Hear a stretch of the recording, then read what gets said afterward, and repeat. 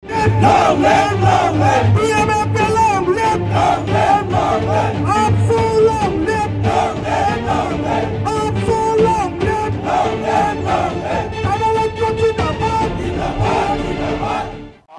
স্পষ্ট মত আৰ সৰকাৰখনে কান পাতি শুনো আমি জনজাতিকৰণ আমি কোনো পথে মানি লব নোৱাৰো আৰু মানি নলো আৰু আটাইতকৈ দুৰ্ভাগ্যজনক কথাটো হৈছে যে অসমীয়া সুৰক্ষিত ভৱিষ্যতৰ কাৰণে 6 জনগোষ্ঠী জনজাতিকৰণ কৰিব লাগে। তাতকৈ দুৰ্ভাগ্যজনক কথা কি হ'ব পাৰে? জনজাতিসকলক ধ্বংস কৰি অসমীয়া ভৱিষ্যত যদি সুৰক্ষিত কৰিব বিচাৰে ইয়াতকৈ দুৰ্ভাগ্যজনক কথা একো হ'ব নোৱাৰে।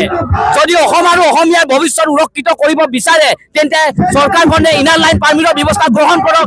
চৰকাৰখনে অসম চুক্তিৰ 6 নং দফা আখৰে আখৰে ৰূপায়ণ কৰক, তেতিয়া অসমীয়াৰ ভৱিষ্যত সুৰক্ষিত হ'ব। কিন্তু জনজাতিসকলক ধ্বংস কৰি অসমীয়াৰ ভৱিষ্যত কেনেকে সুৰক্ষিত হ'ব পাৰিব এই কথা কিন্তু চৰকাৰে বুজি লোৱাটো ভাল। গতিকে আমি চৰকাৰক পুনৰ দাবী জনাইছো যে জনজাতিসকলে 6 জনগোষ্ঠীৰ জনজাতিকৰণ হোৱাটো কোনো পধ্যে নিবিচাৰে আৰু কোনো পধ্যে আমি এই পদক্ষেপ আমি গ্ৰহণ কৰিব নোৱাৰো। আমাক কোনোদিনে আমি ভয় হুংকাৰ ভাবুকি দি পিনে আমি জনজাতি হোৱা নাছিল। আমি জনজাতি হৈছিলো যে আমাৰ এন্থ্ৰপলজিক্যাল ৰিপৰ্ট অনুযায়ী আমি জনজাতি হৈছিলো। ভাৰতীয় সংবিধানে আমাক এন্থ্ৰপলজিক্যাল ৰিপৰ্ট অনুযায়ী আমাৰ ভাষা, কৃষ্টি, সংস্কৃতি, সভ্যতা আৰু জীৱনশৈলী পদ্ধতিৰ আধাৰত আমাক জনজাতিৰ স্বীকৃতি প্ৰদান কৰা হৈছিল ভাৰতীয় সংবিধানে। কিন্তু আমি যি অধিকাৰ পাই আছো তাতো কিন্তু খৰ্ব কৰিবৰ কাৰণে উঠি পৰি লাগিছে। তাৰ কাৰণে চৰকাৰক আমি অখিয়াই দিব বিচাৰিছো। আমি ট্ৰাইবেল হিচাপে এতিয়াও আমি কমপ্লিটলি আমি অধিকাৰ পোৱা নাই। ট্ৰাইবেল হিচাপে এতিয়াও আমাক পঞ্চম আৰু ষষ্ঠ অনুচ্ছেদ আমাক অন্তৰ্ভুক্ত কৰা নাই।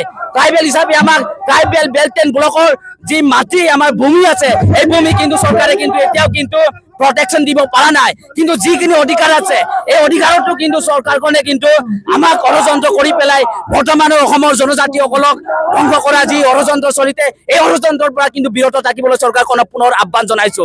আৰু অহা 28 নৱেম্বৰ তাৰিখে চৰকাৰখনে 6 জনগোষ্ঠী জনজাতিকৰণৰ ওপৰত প্ৰতিবেদন দাখিল কৰিব। এই প্ৰতিবেদনত যদি চৰকাৰখনে জনজাতিসকলৰ পক্ষত যদি পদক্ষেপ গ্ৰহণ নকৰে তেতিয়াহ'লে কিন্তু চৰকাৰখনে অনাগত সময়ত ইয়াতকৈ ভয়ংকৰ পৰিস্থিতি কিন্তু সৃষ্টি হ'বলৈ সন্মুখীন হ'ব। আমি স্পষ্টকৈ আমি কৈছো যে 6 জনগোষ্ঠী জনজাতিকৰণ কৰিব নালাগে। 1996 চনতে কোচ ৰাজবংশীসকলক জনজাতিকৰণ কৰা হৈছিল বিশেষ সদিয়াৰ জৰিয়তে। কিন্তু তাত আমাৰ জ্বলন্ত এটা উদাহৰণ আছে। আমাৰ যি জনজাতি ছাত্ৰ ছাত্ৰীসকলে এই শিক্ষা অধিকাৰৰ পৰা কিন্তু বঞ্চিত হৈছিল, সাংঘাতিক ধৰণে ক্ষতি সাধন হৈছিল। গতিকে চৰকাৰখনক পুনৰ আমি অখিয়াই দিব বিচাৰিছো। জনবহুল 6টা জনগোষ্ঠীক কোনো কাৰণতে জনজাতিকৰণ কৰাটো আমি নিবিচাৰো আৰু কোনো কাৰণতে আমি পদক্ষেপ গ্ৰহণ নকৰো। আমি আজি এই জুই সমদলৰ যোগেদি অসম চৰকাৰক আমি এইটোৱে আহ্বান কৰিব বিচাৰিছোঁ যাতে 6 জনগোষ্ঠীক জনজাতিকৰণ কৰি আমাৰ বৰ্তমান যিসকল জনজাতি আছে এই সকল জনজাতি যাতে বিপদত নপৰায় এইটোকে আমি অসম চৰকাৰক আহ্বান জনাইছোঁ।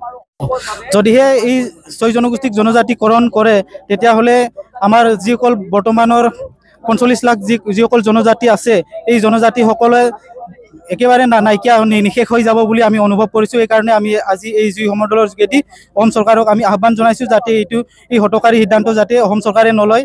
ইয়াৰ কাৰণে আমি আজি এই জুই সমদলৰ যোগেদি আহ্বান জনাইছোঁ।